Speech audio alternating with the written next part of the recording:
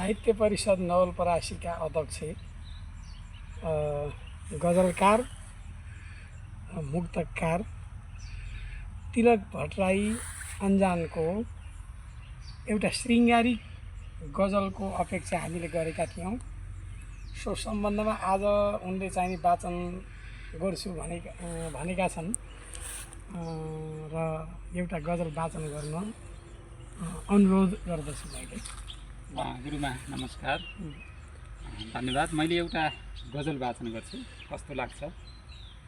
तिमी बिना मर्छु भन्ने कति आए कति, तिमी बिना मर्छु भन्ने कति आए कति, परे जेनी गर्छु भन्ने कति आए कति, तिमी बिना मर्छु भन्ने कति आए कति, परे जेनी गर्छु भन्ने कति आए कति, भेटै हुन्न टाढाको पाई हुन्छ मात्र भन, भेटै हुन्न टाढाको पाई हुन्छ मात्र भन, त्यतै बसाई सर्छु भन्ने कति आए कति, परे जेनी गर्छु भन्ने कति आए कति।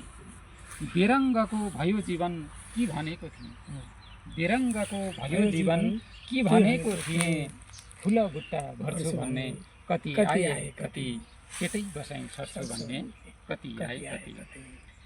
भने लेख आउँदिन, भने लेख आउँदिन म साँझ परिसक्यो, भने लेख आउँदिन म साँझ परिसक्यो, बिसीसम्म झर्छु भन्ने कति आए कति, फुल बुट्टा भर्छु भन्ने कति आए कति, त्यतै बसाई सर्छु भन्ने कति आए कति। अन्तिम शेरमा छु। बाल मात्र भएन।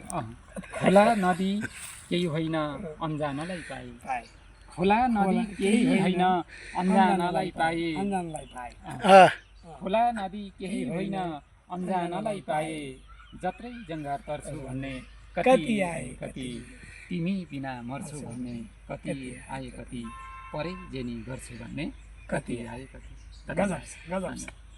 यो के भयो? यो लास्टमा चाहिँ नि यति आएन नि, आफै यस्तो आयो। केही भएन, यो त आछ हो।